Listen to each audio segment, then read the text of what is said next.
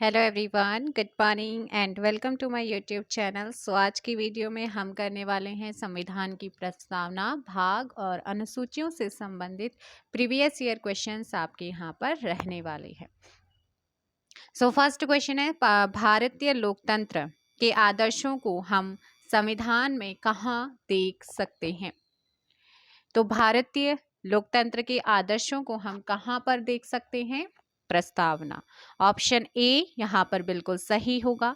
निम्न में से किसे संविधान की आत्मा के रूप में परिभाषित किया गया है? तो ये किया गया है किसे? प्रस्तावना को। किसे किया गया है? प्रस्तावना को। Option D.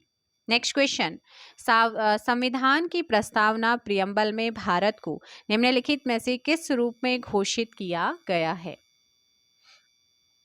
एक, प्रभुत्व संपन्न, समाजवादी, पंथ निरपेक्ष, लोकतांत्रिक गणराज्य। ऑप्शन सी यहाँ पर सही होगा। भारतीय संविधान की प्रस्तावना में निम्नलिखित में से किस अभिव्यक्ति का प्रयोग नहीं किया गया है? तो ये है आपका संघीय। Option D. लोकप्रिय प्रभुसत्ता क्या है? लोकप्रिय प्रभुसत्ता क्या है? तो लोकप्रिय प्रभुसत्ता होती है जनता के प्रतिनिधि का प्रतिनिधित्व। Option B. नेक्स्ट क्वेश्चन है, वह प्रथम देश कौन सा है जिसने प्रस्तावना को संविधान में लिखित रूप से शामिल किया गया है? तो वो है अमेरिका। कौन है? अमेरिका। ठीक है ना।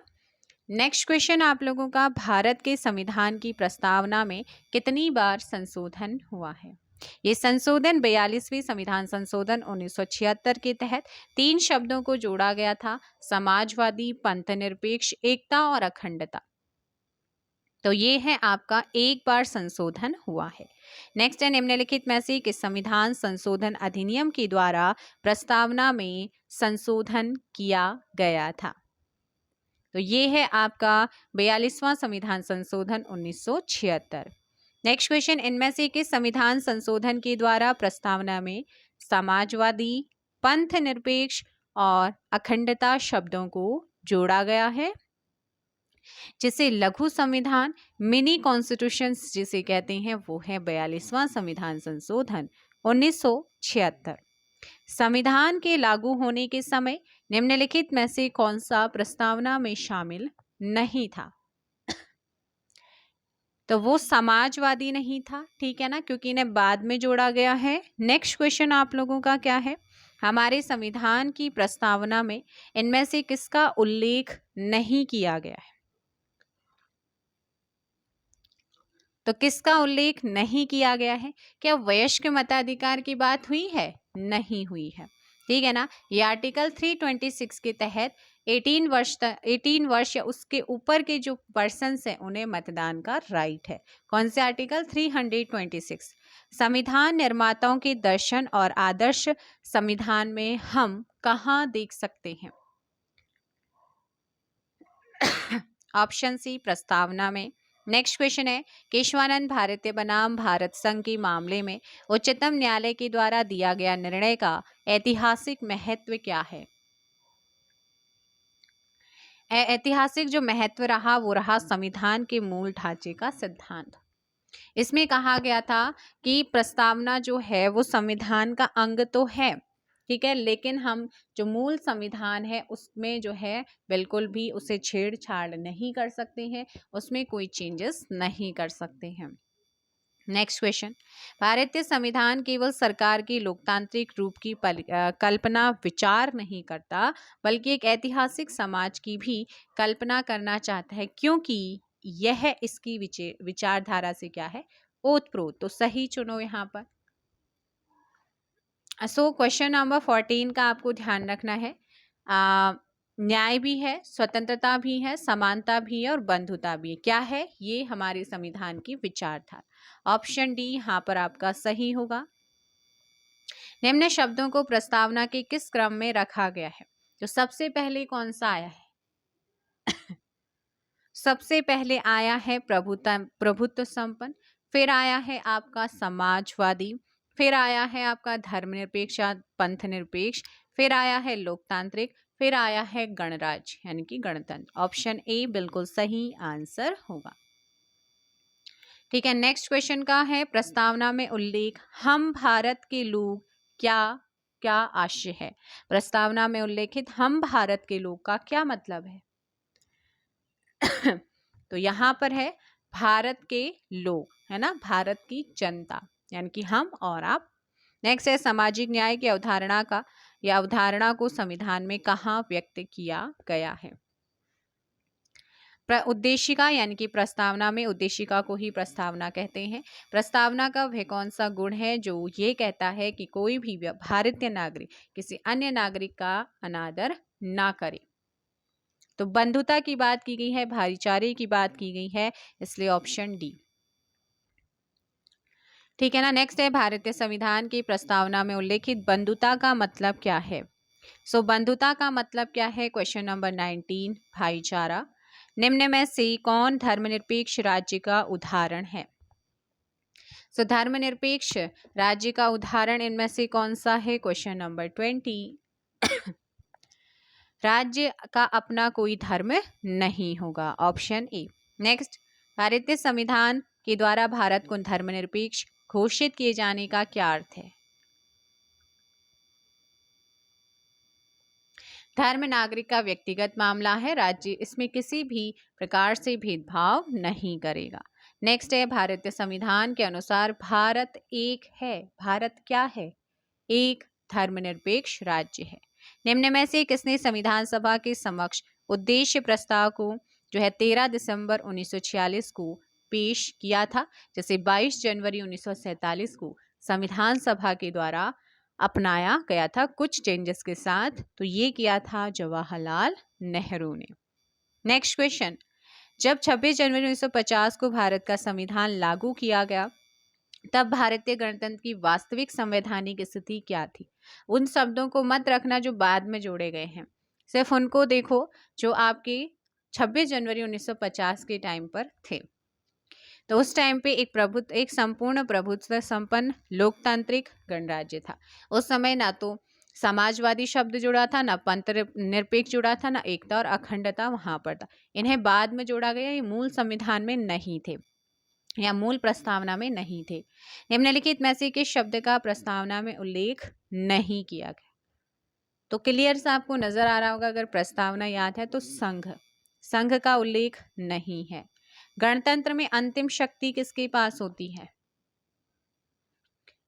हम लोगों के पास, जनता के पास होती है। नेक्स्ट क्वेश्चन आप लोगों का, भारत क्या है? एक गणतंत्र है। क्यों? क्योंकि निश्चित समय के लिए यहाँ का अध्यक्ष निर्वाचित होता है। भारत का संविधान भारत को निम्नलिखित रूप में घोषित करता है सिवाय साम्यवादी, ऑप्शन ए। नेक्स्ट क्वेश्चन है उदारवाद का प्रतीक है, तो उदारवाद का प्रतीक क्या है? राजनीतिक और आर्थिक पहलुओं पर सामाजिक स्वतंत्रता ही उदारवाद का प्रतीक है। और उदारवाद का जो जनक है वो किसे मानते हैं? जॉन लॉक को माना जाता है। नेक्स्ट क्वेश्चन है भारतीय संघ में या भारत में संघ राज्य क्षेत्रों की संख्या कितनी है? तो मैंने आपको पहले भी कराया था, अब यहाँ 8 कर लीजिएगा। 8 केंद्र शासित प्रदेश है। निम्न में से कौन एक संघ राज्य क्षेत्र नहीं है? वो है आपका नागालैंड, नहीं है। 31 का हो जाएगा बी। नेक्स्ट, इनमें से कौन सा संघ राज्य क्षेत्र नहीं है आपसे पूछा है, तो ध्यान रखना है 32 का ऑप्शन हो जाएगा यहाँ पर नागालैंड। भारतीय संघ में कितने राज्य हैं? 28 राज्य हैं वर्तमान में। नेक्स्ट क्वेश्चन है भारत के संविधान में कितनी अनुसूचियां हैं? 12 अनुसूचियां हैं। नेक्स्ट क्वेश्चन, भारत का जो संविधान है उसकी 8वीं अनुसूची में भाषाओं की संख्या कितनी है? 22 भाषाओं का उल्लेख किया गया है। आगे है संविधान की 8वीं अनुसूची में निम्नलिखित में से कौन सी भाषा शामिल नहीं है? अंग्रेजी। भारतीय संविधान की 8वीं अनुसूची में कौन सी भाषा बाद में जोड़ी गई है? बताइएगा। सिंधी, कोंकणी, मणिपुरी और नेपाली। भारतीय संविधान की 8वीं अनुसूची में निम्नलिखित में से कौन सी भाषा शामिल नहीं है? तो वो है आपका सिख, भारतीय संविधान के किस अनुसूची में राज्यों के नाम और उनके क्षेत्रों का उल्लेख किया गया है? पहली अनुसूची में किया गया है, दूसरी में वेतन है और तीसरी में शपथ है और चौथी वाली में राज्यसभा सीटों का आवंटन। निम्नलिखित में से किस अनुसूची में कि देश की विभिन्न राज्यों में अनुसूचित क्षेत्र और अनुसूचित जनजातियों के प्रशासन और नियंत्रण का उल्लेख किया गया है? तो यहाँ पर आपका हो जाएगा 5वीं अनुसूची में। किसमें? 5वीं। 9वीं अनुसूची भारतीय संविधान में कब जोड़ी गई है? फर्स्ट संविधान संशोधन 1951, ऑप्शन ए यहाँ पर ध्यान रखना है। नेक्स्ट क्वेश्चन है कि निम्नलिखित में से किस अनुसूची में असम, मेघालय, त्रिपुरा, मिजोरम और ये जो 4 पूर्वोत्तर के राज्य हैं इनमें जनजातीय क्षेत्रों के प्रशासन का विशेष उपबंध है? 42 का ऑप्शन डी, छठी अनुसूची में। किसमें? छठी अनुसूची। हमारे संविधान में आर्थिक नियोजन शामिल है कहाँ? तो ये आपका है समवर्ती सूची। आर्थिक नियोजन जो है समवर्ती सूची का विषय है। निम्नलिखित में से कौन सा विषय समवर्ती सूची के अंतर्गत आता है? तो ये हो जाएगा मजदूर संघ आता है। कौन आता है? मजदूर संघ। ये आप लोगों ने यहाँ पर ध्यान रखना है। निम्नलिखित में से कौन सा विषय हमारे संविधान की समवर्ती सूची में शामिल नहीं है? तो शेयर बाजार और वायदा, ठीक है ना, शेयर बाजार और वायदा, क्योंकि वो संघ सूची का विषय है। ऑप्शन बी करेक्ट होगा।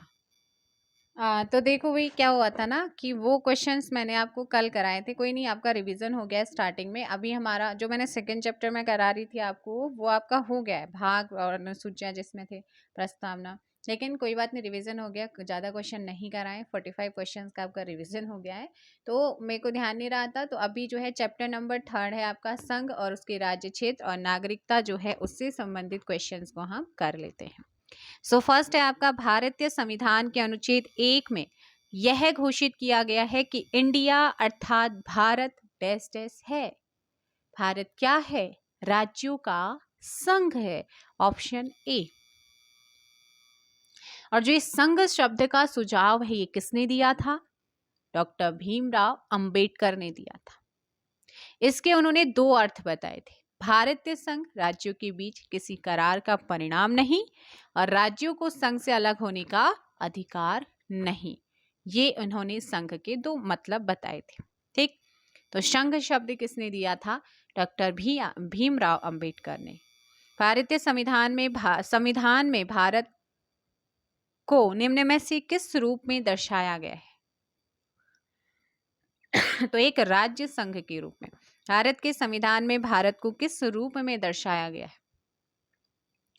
तो राज्यों के संघ में। ये क्वेश्चन कई बार पूछे गए हैं इसलिए रिपीट हो रहे हैं। निम्नलिखित में से कौन सा राज्य का तत्व नहीं है?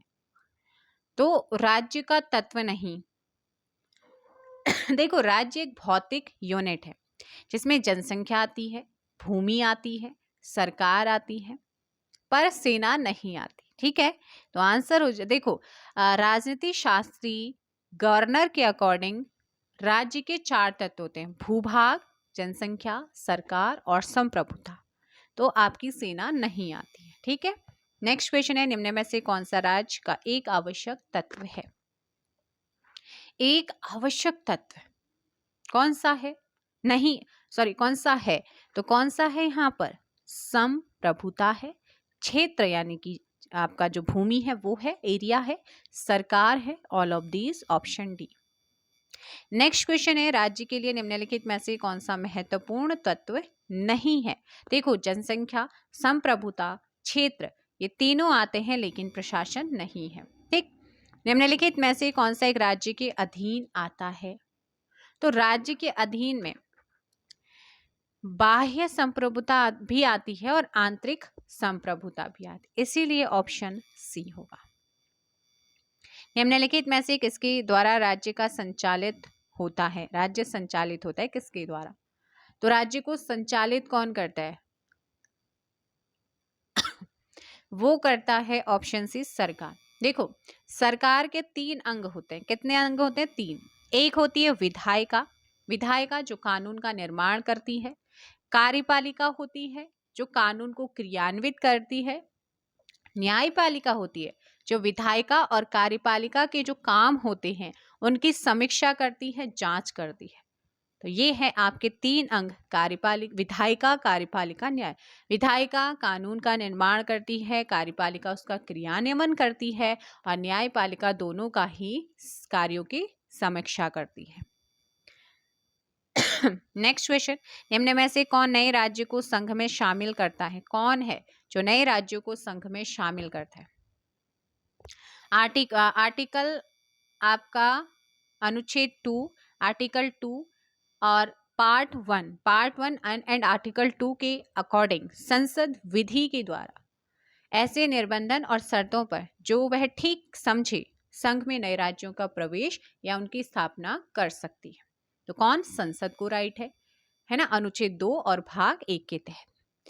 36वां संविधान संशोधन 1975 के द्वारा जिस नए राज्य को संघ में जोड़ा गया था वो था सिक्किम। नए राज्य बनाना, उसके नाम और सीमाओं में परिवर्तन करने की शक्ति निम्न में से किसके पास है?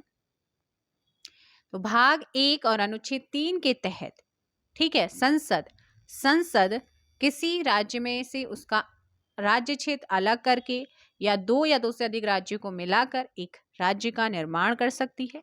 किसी राज्य का क्षेत्र बढ़ा या घटा सकती है। नाम या सीमाओं में परिवर्तन करके संसद साधारण बहुमत से नए राज्य का निर्माण कर सकती है। एज ए एग्जाम्पल, सबसे नया हमारा जो बना है राज्य वो है तेलंगाना, जिसका गठन 2 जून 2014 को हुआ था और आंध्र प्रदेश से इसे अलग किया गया था। भारतीय संघ में नए राज्य की स्वीकृति कौन देता है? तो आंसर हो जाएगा संसद देती है। भारतीय संसद राज्यों के नाम और सीमा को फिर से परिभाषित कर सकती है। तो आंसर हो जाएगा, तो राष्ट्रपति की सिफारिश पर ही विधेयक को संसद के दोनों सदन में पेश कर सकती है और ऐसे विधेयक को साधारण बहुमत से पास किया जाता है। Option A. नेक्स्ट क्वेश्चन, निम्नलिखित में से भाषा के आधार पर बनने वाला पहला राज्य कौन सा था? अगर आपसे पूछेगा तो आप कहेंगे मैम आंध्र प्रदेश हमारा पहला राज्य था।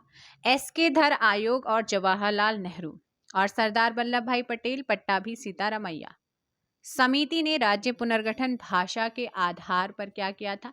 जेवीपी समिति आपको याद होगी, जवाहरलाल और सरदार वल्लभ भाई पटेल, पट्टाभी सीतारामैया और एस.के. धर आयोग जो था, इसने राज्य पुनर्गठन को भाषा के आधार पर जो है अस्वीकार किया था, जेवीपी ने। इसके बाद पोट्टी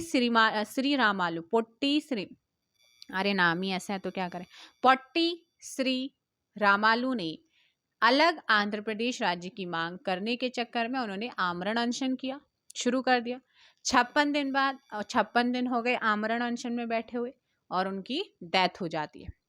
जैसे ही उनकी डेथ होती है उसके बाद एक व्यापक आंदोलन शुरू हो जाता है। तब मद्रास प्रेसिडेंसी से तेलुगु भाषी क्षेत्र को अलग करके 1 अक्टूबर 1953 को आंध्र प्रदेश भाषा के आधार पर गठित होने वाला पहला राज्य था। नेक्स्ट है, किस वर्ष भारतीय राज्यों का भाषा के आधार पर पुनर्गठन हुआ था? पुनर्गठन देखो, गठन हुआ था 1953 में, 1 अक्टूबर 1900। फिर पुनर्गठन भाषा के आधार पर होता है।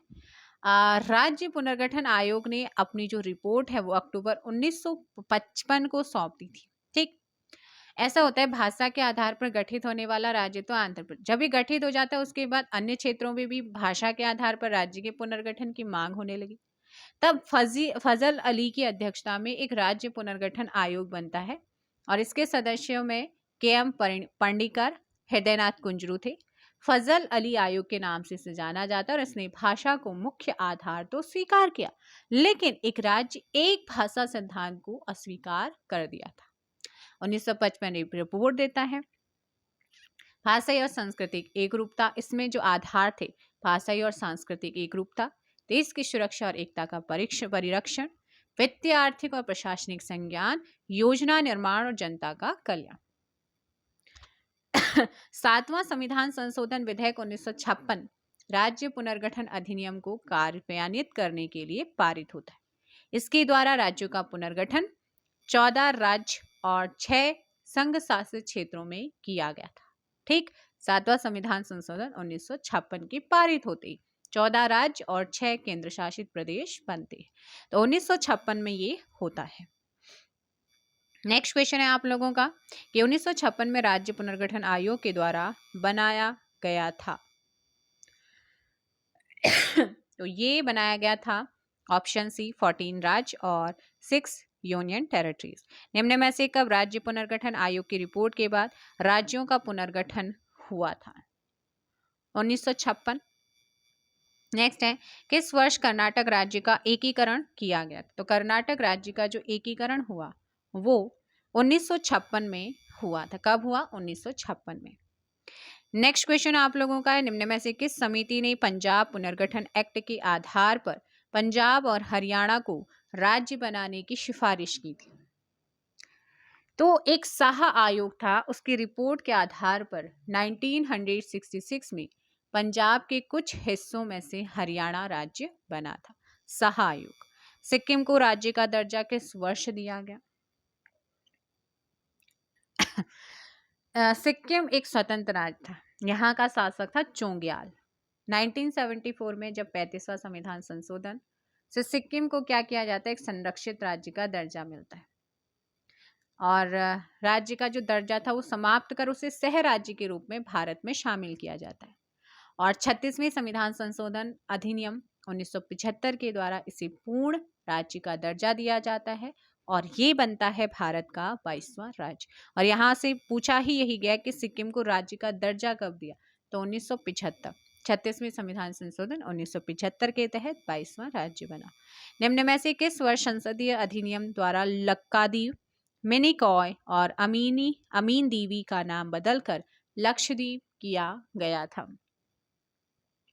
तो ये था 1973 में संसदीय अधिनियम, ऑप्शन ए। निम्नलिखित में से किस राज्य को अनुच्छेद 239 क और 240 में संशोधन के बाद बनाया गया था? 1972 की बात है जब अरुणाचल प्रदेश को नेफा के नाम से जानते थे और 1972 से 1975 तक इसे यूनियन टेरिटरी बनाया जाता है और 1986 में आर्टिकल 239 ए या क और अनुच्छेद आर्टिकल 240 में संशोधन होता है, अमेंडमेंट होता है। उसके बाद अरुणाचल को पूर्ण राज्य का दर्जा दिया जाता है। तो नेफा किसका प्राचीन नाम है, पूछा जाता है। भारतीय संविधान में नागरिकता का जो प्रावधान है ये कब लागू हुआ है? तो भारतीय संविधान में नागरिकता का प्रावधान लागू हुआ था अनुच्छेद 1949 में, बिकॉज जब हमने इसे अडॉप्ट किया था 26 नवंबर 1949 को, कुछ प्रावधानों को लागू किया था और उन प्रावधानों में भाग 2 नागरिकता भी थी, जिसमें उसके आर्टिकल 5, 6, 7, 8 और 9 को शामिल किया। अनुच्छेद 5, 6, 7, 8, 9 को उसमें शामिल किया गया था, अपनाया गया था। तो आंसर क्या हो जाएगा यहाँ पर? Option B. भारतीय नागरिकता किसके द्वारा दी जाती है? कौन देता है भारतीय नागरिकता? तो इसका सही आंसर होगा 23 का सी, गृह मंत्रालय। कौन देता है? गृह मंत्रालय। भारतीय संविधान का कौन सा अनुच्छेद संसद को नागरिकता का अधिकार विनियमित करने की शक्ति देता है? विनियमित। आर्टिकल 11 ऑप्शन डी संसद को नागरिकता के संबंध में विधि बनाने की पावर देता है। इसी के तहत संसद ने भारतीय नागरिकता अधिनियम 1955 पारित किया और 5 प्रकार से नागरिकता प्राप्त की जा सकती है कहा था। जन्म, वंश परंपरा, पंजीकरण, देशीयकरण और भूमि के अर्जन के द्वारा। नेक्स्ट क्वेश्चन, निम्नलिखित में से कौन सी संस्था नागरिकता अर्जन के लिए शर्त निर्धारित कर सकती है? तो कौन? संसद को अधिकार है। नागरिकता प्रदान करने की शर्त का फैसला निम्न में से कौन सी संस्था लेती है? संसद। भारतीय नागरिकता निम्नलिखित में से किन विधियों के द्वारा प्राप्त की जा सकती है? तो इसे हम प्राप्त कर सकते हैं आपका जन्म के आधार पर, आनुवंशिक के आधार पर, पंजीकरण के आधार, अनुरोध के आधार पर तो नहीं मिलती है, ऑप्शन बी। नेक्स्ट, कोई व्यक्ति भारतीय नागरिक नहीं होगा यदि वह खुद की इच्छा से दूसरे देश की नागरिकता ग्रहण कर लेता है तो भारत की जो नागरिकता है वो स्वतः ही समाप्त हो जाती है। Option C. नेक्स्ट क्वेश्चन, निम्न में से किस अनुच्छेद के तहत एक नागरिक को नागरिकता का अधिकार प्रदान किया जाता है जो पाकिस्तान के प्रवास करके भारत आए हैं? तो वो है ऑप्शन सी, अनुच्छेद 6।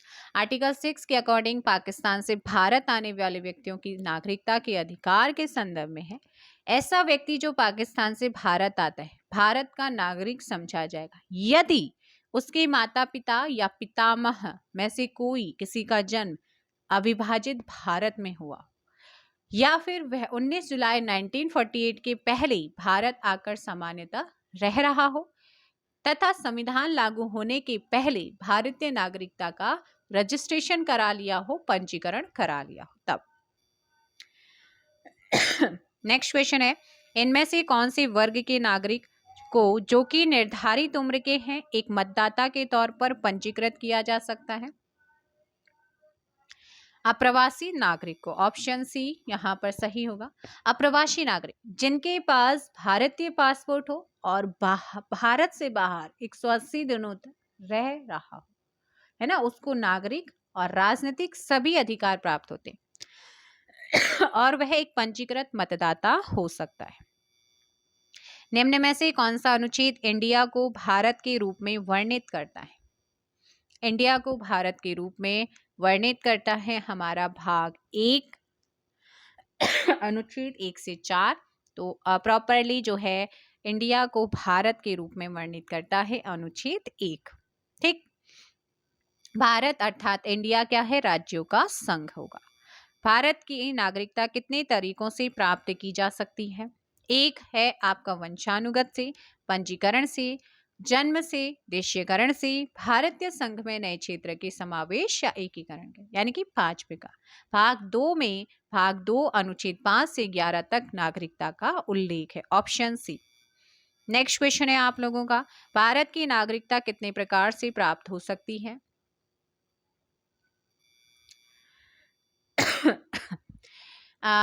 भारत की नागरिकता कितने प्रकार से समाप्त हो सकती है? समाप्त हो सकती है। एक तो परित्याग, यानी कि खुद स्वेच्छा से छोड़ दे, जिसने दूसरे देश की नागरिकता ग्रहण कर ली हो, समाप्ति, और संविधान के प्रति जो अनिष्ठा दिखाने पर। तो ऑप्शन हो जाएगा यहाँ पर 3। नेक्स्ट क्वेश्चन आप लोगों का है, भारत में किस तरह के संघवाद को देखा जाता है? भारत में एकजुट संघवाद आपको देखने को मिलता है। ठीक, और नेक्स्ट क्वेश्चन आप लोगों का यहाँ पर देखेंगे, आपको क्या करना है? मिलान करना है 35। भारतीय नागरिकता का अधिग्रहण बताइएगा। भारत की जो नागरिकता है वो 5 प्रकार से प्राप्त की जा सकती है, मैंने कहा था। तो इसका जो सही आंसर हो जाएगा वो हो जाएगा सी, बिकॉज भारतीय नागरिकता का अधिकरण पंजीकरण के द्वारा, भारतीय नागरिकता का अंत जो होता है वो वंचन के द्वारा, और मूल अधिकार कानून के समक्ष क्षमता तथा कानून का सम्मान संरक्षण। नेक्स्ट क्वेश्चन आप लोगों का है, भारत में नए राज्यों का निर्माण किसके द्वारा संपन्न किया जाता है? तो ये आपको पहले भी मैंने बताया था, संसद को राइट होता है और साधारण बहुमत से वो जो है इसे पास कर सकता है। ऑप्शन बी यहाँ पर क्या है? सही आंसर होगा। भाग 1 पार्ट 1 एंड अनुच्छेद 3 के तहत ये राइट संसद को दिया गया है। ठीक है ना? तो ये आप लोगों का एक चैप्टर हो गया है, और नेक्स्ट चैप्टर आप लोगों को जो रहने वाला है वो रहेगा मूल अधिकार और मूल कर्तव्यों से। तो जल्दी से जल्दी मैं जो है इन सारे चैप्टर्स को मैं जल्दी से जल्दी कवर कराने की पूरी कोशिश यहाँ पर कर रही हूँ। बाकी हिंदी, लुसेंट, परीक्षावाड़ी आप लोगों की चल ही रही है। पूरा वीडियोस को ज़रूर देखा करो, बेनिफिट ज़रूर मिलेगा। एंड आज के लिए इतना ही, मिलते हैं नेक्स्ट वीडियो में सेट नंबर 9 के साथ। Thank you very much.